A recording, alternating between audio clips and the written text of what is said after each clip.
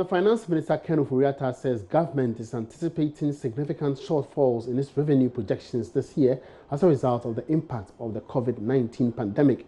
He told Parliament on Tuesday petroleum revenue, tourism and foreign direct investments will all be affected. According to Mr. Ofori-Atta, government will turn to the Stabilization Fund as well as support from the World Bank and other sources to fill the anticipated funding gap.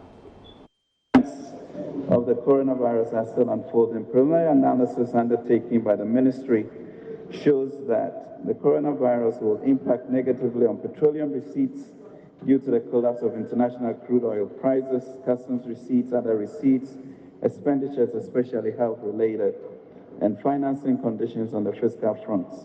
More generally, it is affecting tourism, hotels, travel, and conferences, FDI, international trade, food and nutrition, and poverty reduction programs. Mr. Speaker, measures are being put in place to close a possible financing gap in the 2020 budget that could result from the impact of the coronavirus.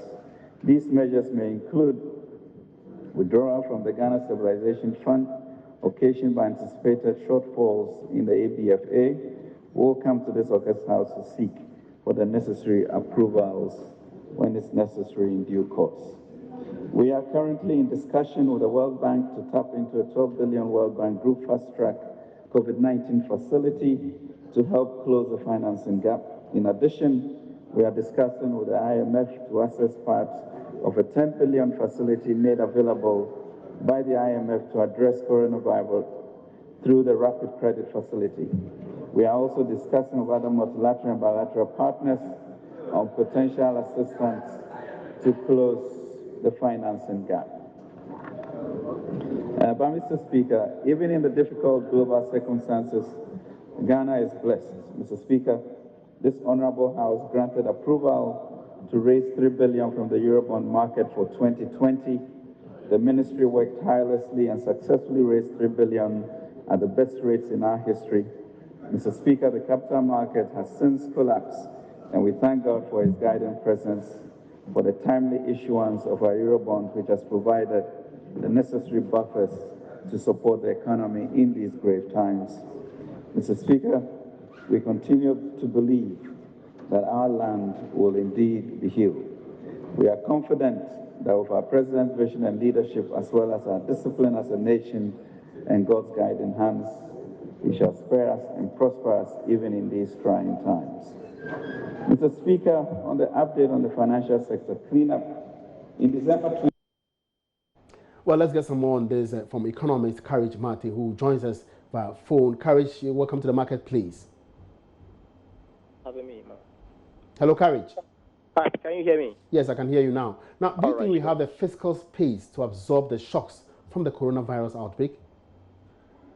Well, it's near a zero space for additional shocks, because already we've been grappling with our ability to meet our normal fiscal operations. And government, remember, in 2017 had to introduce some capping mechanism to ensure that they got some space to be able to do other fiscal operations. So with this kind of shock, it's near impossible to continue to run fiscal operations as normal or as usual. And so we would have to adopt other mechanisms, which would not be conventional mechanisms, by the way, and that would help support fiscal operation going into the year.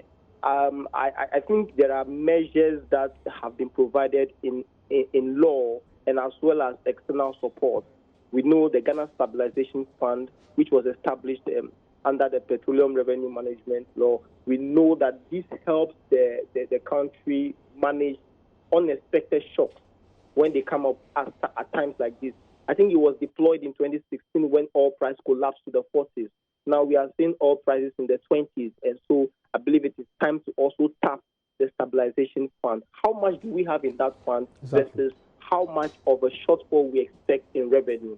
We reach the conclusion that even the Stabilization Fund, tapping into it, will not be sufficient to close the gap that we have to fund. And so we would have to rely on external support, development partners, the IMF, to also step in with their rapid credit facility that they make available for us in times like this. What are the options of cutting down on our objectives that have been outlined in the budget? Well, yes. I mean, we will also have to look at our expenditure, basket, and look at how we can get rid of non-critical expenditure. And it will not be the only country, if we have to do that, we will not be the only country to do that. Nigeria has also announced that they would be getting rid of non-critical expenditure to be able to cope with the situation, because in the budget for Ghana, we assumed $58 per barrel for crude oil. And now we are doing significantly less than that, more than 50% below that level. So we would have to get rid of that. The problem, however, is that if you add non-discretionary expenditure like employee compensation, like interest commitment, like statutory allocations, you are getting close to 70 to 80% of our total revenue. And that means that the non-discretionary, the discretionary aspect of our expenditure is very limited in that regard. And so funding gaps will still be created, which will require additional borrowings of the sort. All right, now, it is obvious that there will be some kind of recession globally because of this outbreak of the coronavirus. Now, how should we position ourselves to be able to stay within this particular development? Well, you would need policies that will be proactive. You would need policies that would be unconventional, right? Because we are not in normal times. So your normal conventional fiscal and monetary policies may not give you the full results that you need at this time.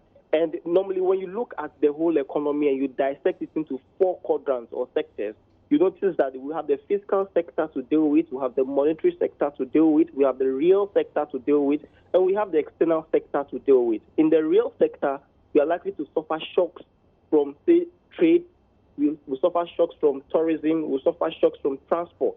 And then in the external sector, particularly through the portfolio account as well as the balance of payment, we also have to suffer some shocks, potential outflows.